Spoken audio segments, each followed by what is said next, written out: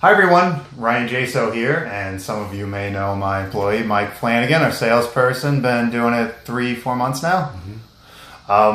So Mike, you know the majority of my time is spent figuring out how we can bring value to our clientele. And one asset that we have that no one else has is you. And I say that because I'm betting you're the only person in this audience that has actually sold a lighting company. I know a number of you have purchased lighting companies either to expand your territories or get into the business, but as we know, there's a big difference between being a buyer and being a seller. So what I want to briefly talk about is your company's historical data, how our audience can use that data to determine the value of their own company, and if there's anything they can start doing right now to increase that value. So Mike, give us a brief overview of your company history. I know that you started in 1990, so 29 years ago, and had up to 6 employees at the height of the market, right? Correct. And back when I started doing landscape lighting, it was only a niche. Some of the trade journals were talking about it. I had to shadow some people so that I had a comfort level. I was a landscape architect working in an office situation. Never thought I would be a contractor. Thought I would enjoy it and decided to do that. So started small, couldn't even get a listing in the yellow pages because there weren't 3 other companies doing it.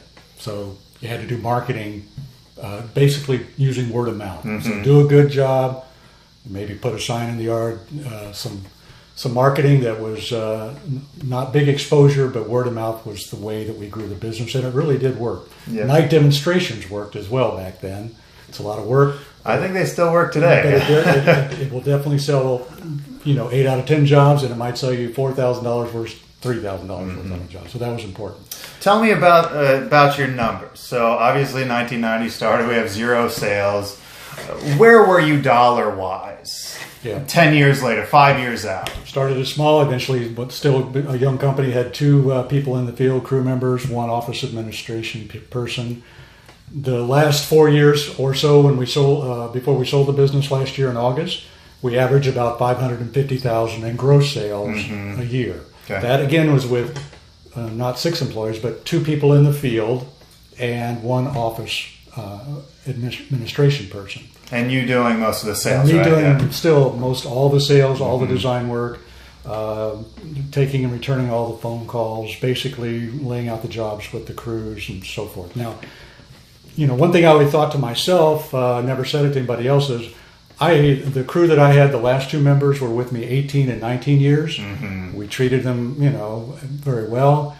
But my advantage there was, I always said if they ever walked out some morning, I'd have to hire 4 people to have what I did with the 2 people. But the beauty of that was they'd been with me those 18 and 19 years. They knew going to a sales or to a maintenance call where the fixtures were, where the wire was, where the equipment was, how to troubleshoot something.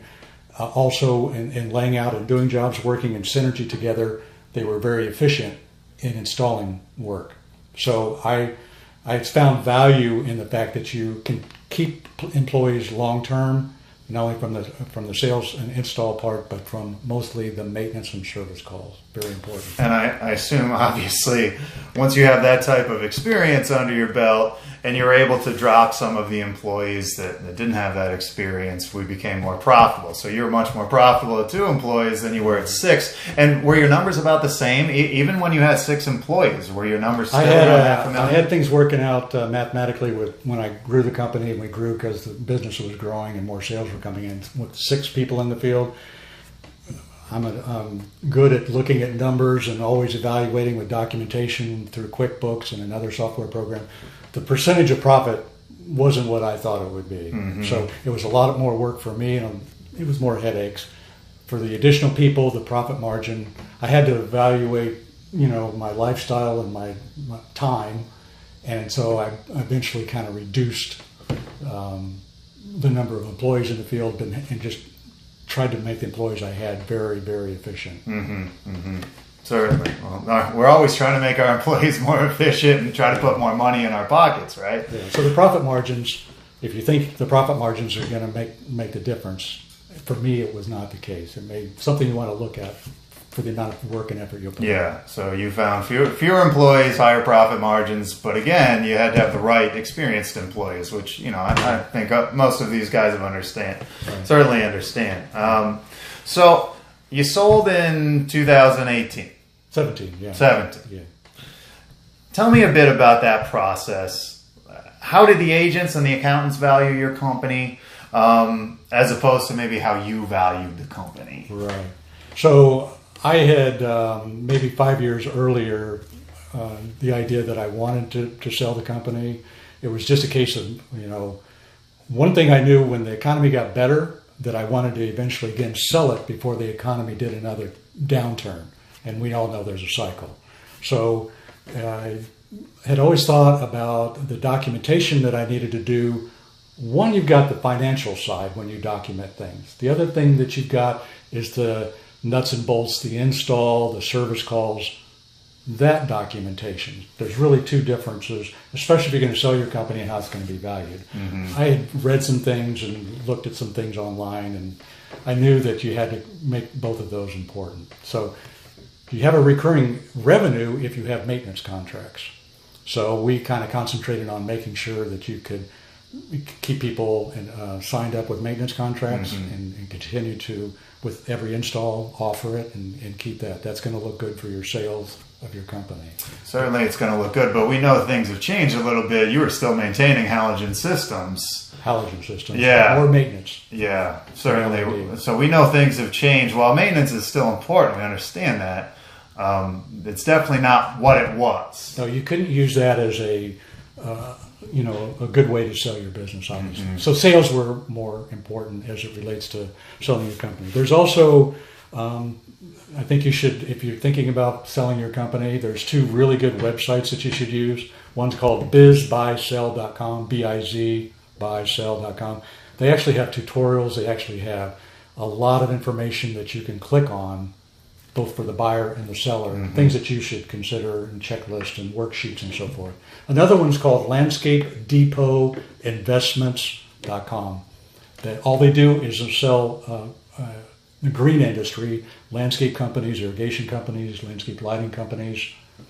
That's all they do is broker and sell, and you'll pay a fee for them to sell it, to be your broker. Mm-hmm. But that might be of value to you based on, they really know the business and the niche of the business really well. With Biz by Sell, you can go online and you can look at landscape lighting companies that might be for sale all over the United States. And you can use those numbers, and maybe you can try to get a number for yourself on what you think you have as a value. What you think you have as a value in your company is going to be probably entirely different than what your CPA or a business broker or the two of them together are going to come up with. All right. So what do you mean by that? Well, there's always rules of the trade industry that you go on gross sales, or what your gross revenue, let's say it was $500,000, and you can use a multiplier of 0.35 to 0.6 based on the industry kind of mm-hmm. thing. If you're doing it on net profit or just what's your cash flow on a cash basis, it might be somewhere between 3 and it might be 5 multiplier. Now that's like if you had $100,000 in net, profit you had left over. If you had $500,000 in sales, mm-hmm. 5 multiplier, you put a price on it for $500,000. Well, that might sound great to you, but there's bigger things to go with that, and things that'll pull away from that. Do you own the real estate, or do you rent? Your business. Are your vehicles really old? Are they new? How much equipment do you have in the office and weighing computers, and all those kind of things are the real basis, and why you need a professional, I would recommend, to look at valuing your company, not the multipliers, mm-hmm. because those are, now somebody who's going to be a buyer of your company likes to rely more on the multipliers. First, if they want to try to, let's say on a cash basis, say that, I think I'll make as a buyer those kind of numbers. But there's so many other little things that play into it. So you're going to have the documentation. At any one point, I knew in using software programs, at the end of a month or the 20th of a month, I could see everything listed in about 40 categories. What we'd spend on marketing, what we spent on fuel, what we'd spent on everything in the business, knowing how you might tweak that. Somebody's going to buy your company, if you can provide that to them, they can look at the marketing number and say, I can do better than that, so I will be buying your business, and these are the different categories I'll improve on, so I know I'm going to make a profit, and buy your company because you weren't as efficient as what I'm going to be. Yeah, it's never too late to get a handle on the finances. Exactly. It's never too late to bring in a bookkeeper, an accountant, to really siphon through the books, figure out what's going on and lay it out for you so you understand where your money lies, where you're profitable, where you're not. That's the number side. Then you've got the real world install service call. So document if you can, and the program that we obviously are coming out with called the Lighting Boss, with your designs or with your proposals, if you can have them documented in a technology way, which is the way the industry's going to go, that that when somebody has to go out and do a service call, Mr. Adams' house has been documented with your tablet or whatever system, that your staff can go out there and use that technology and use that documentation, still make you an efficient company, but that's going to build value into selling your company. I just want to say that if you're thinking about selling your company, it's more than just your phone number and your truck that's got a great wrap on it. Some guy that's a school teacher or Connecticut or own a candy store in Connecticut, they want to move to Dallas, they want to move to Atlanta, they want to buy your company. They need to know how to run your company from day one, that you either walk out the door or you stay as a employee with them for a while. And that's also important. That makes it important to document your processes too. I don't know how many of these guys how many of our audience really set out the time to build training manuals. What's our sales procedure? What's our install procedure? Do we have it written down? Do we have it documented somewhere where our receptionist, our technicians, our salespeople can look at and refer to from time to time? So your CPA and your business broker are going to tell you all those things and make you or suggest that you do them. I had not done the level that they wanted. Selling my business, as I told you, became a part-time business when I got ready to sell it. We put in a 3-ring notebook and sleeves, everything that you just said, all the procedures, all the documentation. So that, again, somebody walking in the door, wanting to buy your business, they're anxious and excited about buying your business because they can see that you've documented for them how they can come in and be comfortable with it and do it starting next Monday. That's so important in building value into your company. And it's, again, never too early to start doing these things. The sooner you start documenting, the smoother things run, the more profitable you become right away. Right. I know of 2 contractors, one a landscape contractor and another one an irrigation contractor. One was a very large landscape contractor who didn't have the documentation. They ran their business based on referrals. They were successful. Both of them not doing any of the documentation, it wasn't there. They ended up just closing their business and closing the doors because to be able to show value in their company, even though they were open to somebody coming in and buying it, no one was really interested. They never found buyers based on the fact they weren't sure that they were going to make a profit, or they knew that what the employees knew what to do, or how they, as the new owner, were going to run the company because it was just a name of the company that they were going to buy. Sure. So those people closed the doors and walked away by not being able to have value or sales of their company where they went to the bank and deposited the money. And if you spend your whole entire life setting up this company, you don't want to see it die. No. You don't necessarily have to sell it, maybe pass it on to kids or employees, but you don't want to see it die. No. And at some point in time, you're going to have to bow out. So never too early to start thinking about these things. Mike, the last question I have for you, and there's so many things that we could talk about, but again, we know we only have so long of attention spans here. Tell me about the conditions you think added to your sales value, the cultural conditions you created, added to your sales value and or may have detracted from the sales value. Yeah. First, just remember, you're in a 12 to 18th month time frame. So take the time, even if you have to start from the day that you decide to sell it, take those first 2 or 3 months to make sure you do the documentation.